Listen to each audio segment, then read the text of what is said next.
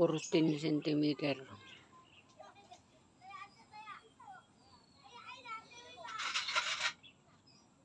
14 centimeter.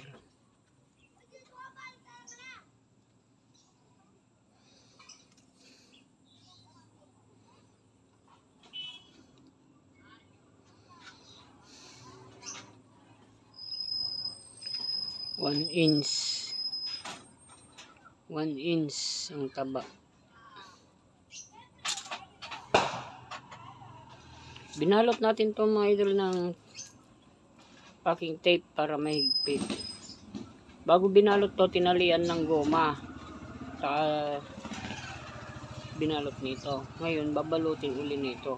Kailangan natin to makapal-kapal ng mga idol. Ito plastic. Yan.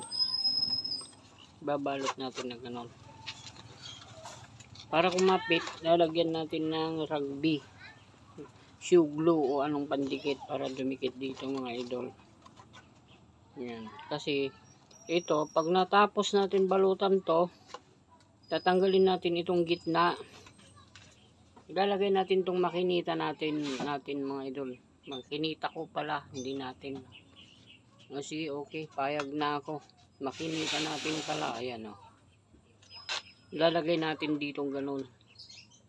Tutuhog natin, igigit na natin ganun. Para ito ang iikutin natin, mag-rewind na ganun. Mga idol, kasi wala tayong pang rewinding machine. Kaya ito yung ating machine mga idol. Ayan. Na-applyan natin ng rugby ito. Tsaka ito. Para kumapit ng mabuti itong plastic na to. Para pag tinanggal itong gitna, hindi masira yung pagkakakapit nitong plastic, ganun. Saka kailangan talaga medyo makapal ito para pag ni-rewind natin yung primary, hindi didikit dito yung yung wire, yung primary. Hindi didikit dito sa core. Itong nilalagay natin na plastic na ito mga idol, ganyan, para hindi nga dumikit, pwede naman papel mga idol, papel na makapal, tarpaulin o scotch tape, packing tape, okay naman yon. Kung ang depende sa inyong paggawa, kung anong gusto nyo mga idol. Wala naman pilitan ito mga idol, yan, ganyan.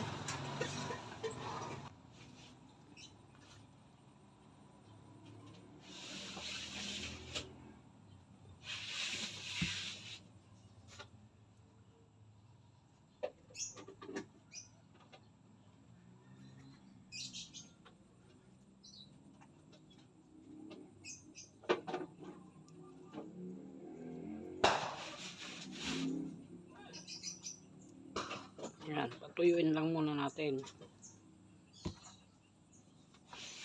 Lagyan din natin itong ikakabit natin.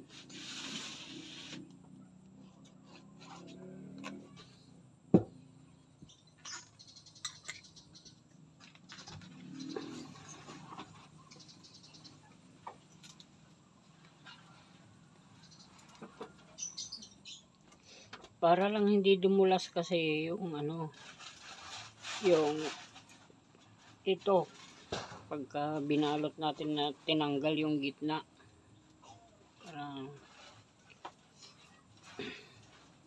Kanya-kanya kasi tayo ng gawa mga idol kung ano yung alam nyong gawin, yun na lang gawin nyo rin sa pagkabit ng ganito. Ayan, hintayin lang natin tumuyo ng konti. Pag tuyo na, saka natin idikit.